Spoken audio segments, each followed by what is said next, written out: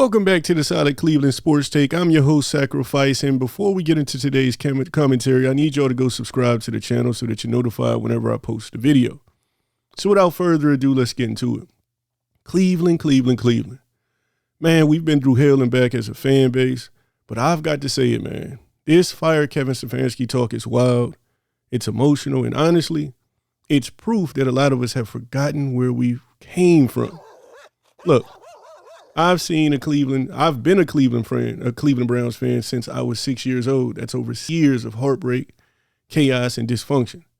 And I haven't forgotten any of it, man.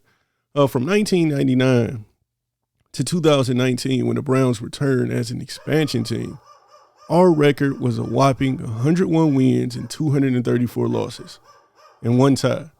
That's absolutely ridiculous, man. You know what that means? That's 2 decades of misery. In that time, man, we had 11 different head coaches and over 30 starting quarterbacks and only one playoff appearance. One in 21 years. One playoff appearance in 21 years. That's the Cleveland we came from. That's the reality that Kevin Stefanski walked into. Now, fast forward to 2020, Kevin Stefanski arrives, and what happens? In 5 years, he's already made the playoffs twice. Won half of the total of games that we managed in 21 years before him, right? And became the winningest Browns coach of the modern era. Let me say that again for the people in a dog pound. Kevin Stefanski has won more games than any Browns coach since 1999. The only coach in the franchise history above him are Paul Brown and Blanton Coiler, 2 literal legends who built the franchise and won championships. So why in the world are we talking about firing them, man? This is absolutely ridiculous. And I'm going to be straight up with y'all, man. We could have hired Andy Reid, Sean Payton, Kyle Shanahan, Sean McVay, or Jim Harbaugh. And guess what? Nothing would change because it isn't a coaching issue. It's personnel. We've got offensive line problems, a quarterback situation that's still settling, and receivers who can't seem to catch the ball if their life depended on it. Kevin Stefanski isn't perfect. I don't agree with every play call, and I know you don't. I mean, neither of us do, man. I mean, it's been hard to watch, but we don't see what he sees in the arena.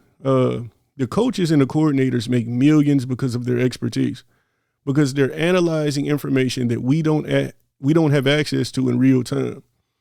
The reality, man, is Kevin Stefanski and GM Andrew Berry are 2 of the most intelligent, respected young leaders in the league. I mean, I know a lot of people don't want to hear that, but it's the honest to God truth.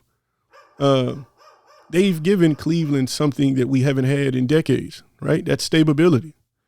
Right now, the Browns have a stability in the front office, right? An owner willing to spend big, a talented young roster, man, that's only going to improve. 2 first-round picks in the upcoming draft.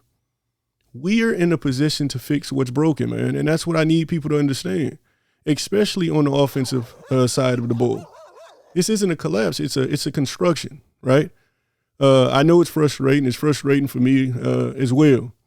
But I was there when people ran Baker Mayfield out of town, and I said it back then. It was a mistake, man. I was a big Baker Mayfield fan.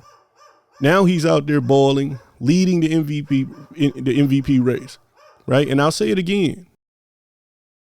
Moving off of Kevin Stefanski would be an even bigger mistake, right? My fellow Browns fans, my comrades, we've got to stop reacting emotionally and start seeing the bigger picture.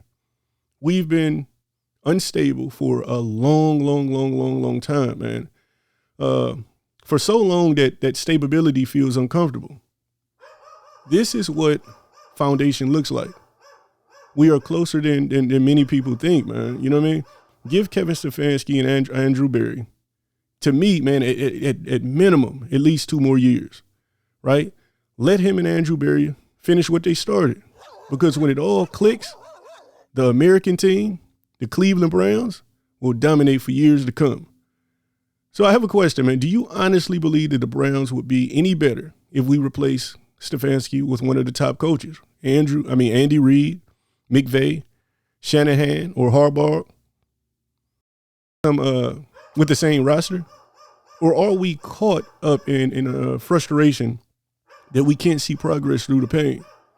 And finally, how many more times are we going to hit reset before we learn that growth takes patience?